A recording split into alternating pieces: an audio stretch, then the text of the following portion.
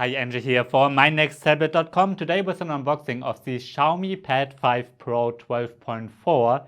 That's a direct competitor to Samsung and Apple. Alright, let's start this unboxing of the Xiaomi Pad 5 Pro 12.4 that you can import from China now. Prices are between 400 and 700 euros or US dollars depending on from which shop you're getting it and which version of the tablet you are getting. Now, you cannot buy it in Europe yet and also not in the United States or anywhere else. It seems only be available in China at the moment. So I hope it will be available outside of China soon, because that means you will get the standard warranty, the Google Play services, and all of that. So yeah, I'm not sure if Xiaomi will release it internationally, but at the moment you can only get it from China.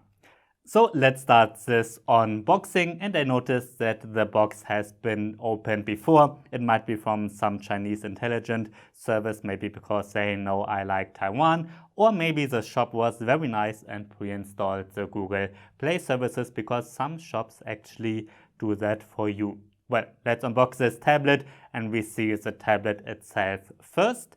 Looks like a nice little big tablet, not so little, quite big. Then we get the standard manual quick start guide.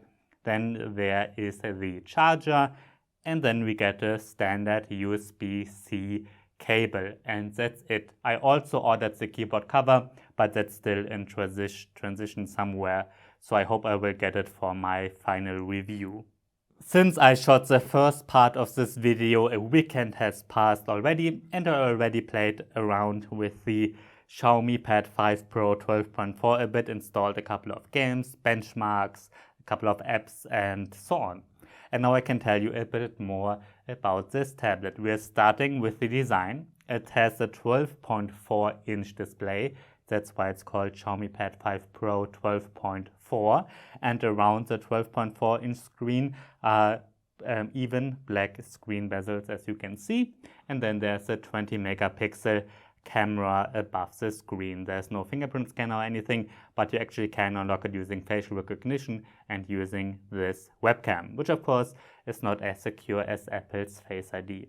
Now, this tablet directly competes with the Samsung Galaxy Tab S8 Plus, which is also a 12.4-inch tablet, and you can see it here side by side with each other. Of course, it also competes with the 12.9-inch iPad Pro, and you can also see here the Xiaomi Pad 5, the 11-inch one, which is the same size as the Xiaomi Pad 5 Pro. So those are the three tablets. Yeah, you can see a nice size comparison here. So 12 inches are quite a bit larger than 11 inches.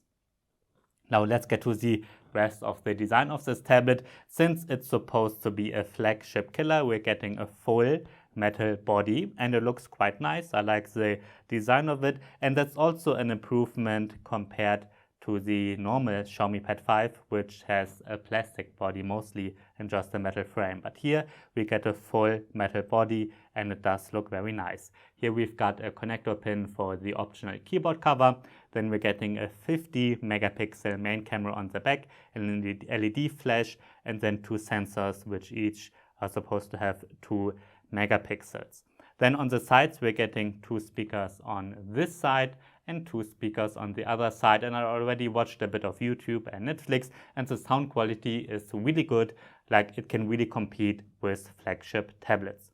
Then here we're getting a USB-C 3.2 Gen 1 port, which means you can not only connect standard USB accessories, but also complex USB-C hubs, including external monitors, which is very nice, of course. Then on this side, we're getting a power button. Then there's a volume rocker over here. And here's a little area where you can place the active stylus, the Xiaomi Smart Pen. You've got to buy it separately at around $100. Now, this is also the same size as the Xiaomi Book S 12.4, which is a Windows tablet. This basically is the Android version of it. I wish Xiaomi would also do a Chrome OS version of this, but I think there are no Chromebooks in China, and that's probably the reason why they're not doing anything with Chrome OS, but it would also be quite interesting to see that. But well, this tablet is 6.6 millimeters thin and weighs 620 grams, which are pretty good for such a tablet, I think. And there's no fingerprint scanner, which is a bit sad, and also there's no micro SD card slot, so you cannot expand the storage. And also there's no LTE version at the moment.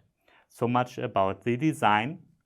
And now let's check out the display of the Xiaomi Pad 5 Pro 12.4, which has, like the name says, a 12.4-inch screen, and the resolution is 2560 by 1600 pixels, which is exactly the same resolution we also get on the Samsung Galaxy Tab S8 Plus. So the sharpness is the same, which also means that the sharpness is really high. Like, it's a nice sharp screen where icons and text look very sharp. Overall, this is a really good screen. It's 500 nits bright, which is not as bright as the 600 nits iPad Pro, but as bright as the Apple iPad Air, which also has 500 nits. So this actually is quite bright, especially for an Android tablet. Color reproduction is very good, viewing angles are also wide, and it's fully laminated. Overall, this is a really nice screen, and another really nice feature is that it supports 120 Hz, which is quite special in this price class because most other tablets at this price have a standard 60 Hz screen. But here we can go to the refresh rate and select between 60 Hz and 120 Hz. Of course, if you need to save some battery, you can go to 60 Hz because that can actually have quite an impact on battery life. Now, I already watched a bit of Netflix on this screen, and while colors look nice, sadly it has a wideband level of L3, which means you cannot watch Netflix with HD quality. You can only watch it in standard definition. That's a bit disappointing. Of course, you know, the sound and so on sounds nice, and if you're watching like an old TV show, like maybe Star Trek or something, where they haven't shot it on film but on VHS tapes or edited it on VHS tapes, that looks great. But everything else, of course, looks a bit worse than it would on an iPad Pro or the Samsung Galaxy Tab S8 Plus. Now, maybe Xiaomi will release this tablet officially internationally, and then I guess it would have a wideband level of L1, but I don't know if they will do that.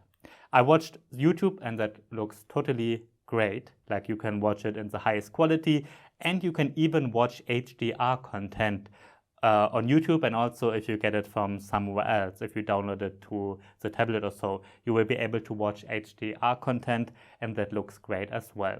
I noticed one thing that I thought is a bit weird at the beginning. Once you select an HDR video on YouTube, the color changes a bit, but that's because of a setting in the display settings. What basically happens is that once you select an HDR clip, then it changes the color scheme from vivid to standard. And I guess that's totally normal with HDR content. So if you notice something weird with the color happening when you watch something with HDR, that's just a change. When you have it to standard all the time, which might even be nicer for many situations, then nothing will change, of course. So just that you're not confused that something might be wrong with the screen. It's not, it's just a setting that's changing. Now let's check out this Xiaomi Smart Pen. I did not unbox it because I did not buy it new. I already bought it with the Xiaomi Pad 5 about a year ago. And this is the same pen that also works with the Xiaomi Book S Windows tablet and with the Xiaomi Pad 5 Pro 12.4 with the newest tablet. So if you buy a Xiaomi tablet or several Xiaomi tablets, you can use the same pen on all of them, which is really nice because that's something we don't get with many manufacturers. Samsung does it, Microsoft does it, Apple does it not, for instance, but Xiaomi does it. So that's a nice feature. You can get a Windows tablet and an Android tablet and just use the same pen. Now, it's a standard pressure-sensitive pen, costs around $100, sometimes a bit less depending on where you buy it. And yeah, it has a hard tip similar to the Apple Pencil, for instance. The Samsung S Pen has a little softer tip usually. There are two buttons on the side, and with those you can either quickly start a new note or take a screenshot and then annotate that screenshot. Now the tablet has to be charged, and you charge it just by simply putting it on this top side of the tablet here. Then it gets charged, and then you can use it normally. The pen works very well. Xiaomi does not have that many software features pre-installed. There are those two gestures for taking a new note and taking a screenshot, and there's also a Notes app pre-installed which looks very similar to Apple Notes, but it has not as many features as Apple Notes has. And the Notes app here is fine, but I wouldn't use it day to day. I would just install something like Microsoft OneNote or something else, maybe Nebo or so. Those are great Android apps for the pen, and they should all work great with this pen. But you can also use, the Xiaomi Notes app for some things, and that's the only Notes app that I used so far. The rest I will test for my review. But I did notice that even though this is a 120 Hz screen, that when you write something very fast or draw something very fast, then the ink lags behind the pen a bit. That's something that we usually see with 60 Hz screens only, like the iPad Air or the Samsung Galaxy Tab S6 or Galaxy Tab S7 FE or so. Those all look the same. But usually with 120 Hz tablets like the iPad Pro, Galaxy Tab S8 series, and the Microsoft Surface Pro 8, that's where usually writing looks a lot faster than it does here. I'm not sure why that is. Maybe Xiaomi still has to experiment a bit with pen technology and the software. Maybe it's just the software thing, but that's just something that I noticed. But when you're writing text normally, it looks pretty good, like very good, like on a standard 60 Hz tablet, like on the iPad Air, for instance, which is very good, of course, but not as excellent as on the 120 Hz tablets from Apple and Samsung. That's something I want to point out. However, the writing experience here overall is really good, and it's really better than the pens of most other manufacturers. Samsung and Apple are really excellent with this, but everybody else is not so good. But compared to everybody else, Xiaomi is very good. I would say the writing experience is similar, like on the Lenovo Tab P12 Pro, but much better than on the Lenovo tablets and pens before the Tab P12 Pro. So so much about the Xiaomi Smart Pen. You've got to buy it separately, so it's not included. Keep that in mind when you do any price comparisons. Now let's get to the internal hardware inside the tablet. Runs the Qualcomm Snapdragon 870 chipset, which has 8 cores that are clocked at up to 3.2 GHz. We're also getting 6 GB, 8 GB or 12 GB of RAM, and an internal storage of 128 GB, 256 GB or 512 GB. So quite some storage options. I got the cheapest one with 6 GB of RAM and 128 GB of internal storage. And you can see my Geekbench 5 benchmark comparison here. It's way below the Apple iPad Pro with the M1 chipset, but that's the case with all Android tablets. But it's just a little bit below the Samsung Galaxy Tab S8 Plus, which is much more expensive. What's also very interesting is that it's a little bit above the Lenovo Tab P12 Pro, even though those two tablets are very similar. It's also a bit above the Xiaomi Book S12.4, which is their Windows tablet. I reviewed it recently, and you can watch the full review on this channel and read it on mynexttablet.com. It's also way faster than mid-range tablets like the Galaxy Tab S7 FE or the Galaxy Tab S6 Lite 2022. Those are a bit cheaper though.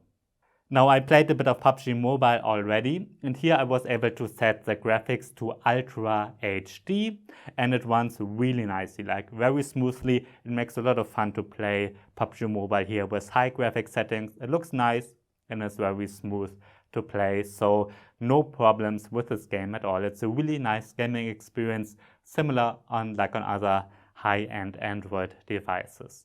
I also installed Fortnite, which is very easy to install. You just download the Epic Games APK from the Epic Games website, and then you can install Fortnite. It runs without any problems, just hit the install button. And here I was able to select the highest graphics with Epic graphic settings, the 3D resolution to 100%, and then the frame rate to 60. But playing with these high settings, it's okay, but I did see stutters every now and then. So for a really, really nice gaming experience, I would reduce the settings a bit, especially the 3D resolution. If you turn that down a bit, then it runs much smoother. But in theory, it is possible to select very high graphics here and then play Fortnite. But like I said, just reduce it a little bit and then it will run much smoother. And then everyday tasks like the Chrome browser, intensive multitasking, all of that should run very fine, like you've seen in the benchmarks and the game test already. I don't expect any problems here. I still have to use it like as my daily device to work with it, edit some photos with it, maybe even some videos, but I don't expect any problems here because I've tested some games and benchmarks already, and the performance is really good, like what you would expect from a higher-end Android tablet. Now let's get to the software. On the Xiaomi Pad 5 Pro 12.4 runs Android 12, which sounds very nice, and it is very nice. And on top of that runs the MIUI in version 13. And it basically is the same interface as on the Xiaomi Pad 5 and Xiaomi Pad 5 Pro, which is customized quite heavily compared to standard vanilla Android. You can see here even the settings look much different. There are many settings, many things you can check out. And there's no this app library anymore. We get a dock here with an integrated search button, and Xiaomi selects some apps on its own, which it thinks are great for you. And there are many apps pre-installed from Xiaomi, like the Xiaomi Notes app, their own app store, weather app, a gallery, their own Xiaomi browser. Out of the box, usually all Google apps are missing. Just in this case, the shop where I bought it, they installed the Google Play Store, the DRM info, and also the safety net test, and also the Google keyboard. And usually those are missing, but obviously, as you can see, you can install them yourself.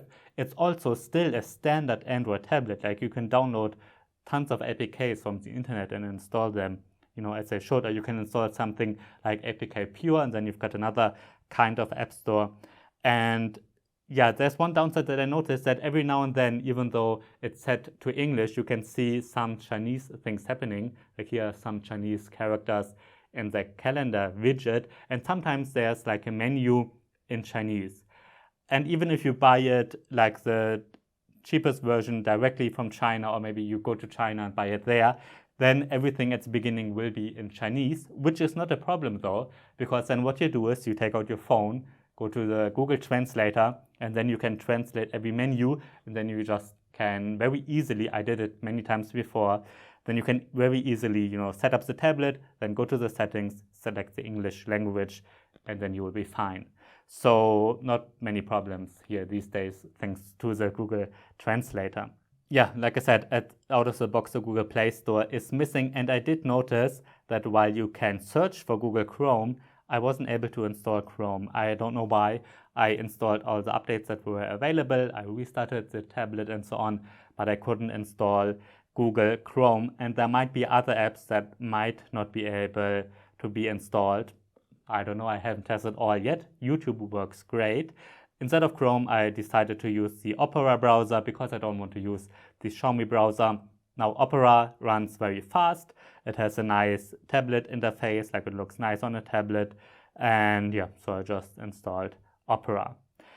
Now, of course, because of the missing Google Play services and because this is not the international version of this tablet, I can't recommend it for like everybody, like for the standard consumer, because then you want all the standard warranty, you want it to have in your local language, you want local warranty, and you also want the Google services, I'm sure. So this is only a tablet if you are into experimenting, or you have to wait, until there's an international version of this tablet, but I really don't know if there will be. Besides that, the software looks great, like it's normal Xiaomi's UI on a tablet. Yeah, nothing bad to say about it. Many customizations, you can select many things, there are many features you can select, so all of that is pretty good. And yeah, that's it so far with my unboxing and first impression of this tablet. My first impressions are very good, especially starting at around $400. This offers mostly flagship specs with a fast processor, a nice 120Hz and very bright screen, a metal body, a pretty good stylus, an optional keyboard cover that I will test for my final review. We get Android 12, many software customizations on here. Now sadly the Google Play Store is usually missing if the shop does not install it or if you don't install it yourself. And that's mostly why I will not recommend this tablet at this point to most people. Only if you're geeky like me and if you like to experiment, if you like to buy some things that are much cheaper out of China and then deal with problems that might occur yourself. If you are willing and able to do that, then it's certainly an interesting tablet. I once had a notebook from Xiaomi that was only released in China, and I was able to exchange SSDs myself, deal with software problems myself. If you are willing and able to do that, then it can make a lot of fun, if it's your hobby. And but yeah, for normal people right now, I wouldn't recommend it simply because of the missing international warranty and so on. But once this gets released internationally, or if this gets released internationally, it will be quite an interesting alternative and mostly cheaper alternative to the Samsung Galaxy Tab S8 Plus and Apple iPad Pro, also cheaper than the Lenovo Tab P12 Pro. So yeah, so much about the Xiaomi Pad 5 Pro 12.4. Subscribe to this channel because in a couple of weeks I will have a final review. Yeah, I'm excited to review this tablet now. Alright, that's been my unboxing of the Xiaomi Pad 5 Pro 12.4. If you have any questions, write them down below. I'm Andrzej from mynexttablet.com. Thanks for watching and see you next time.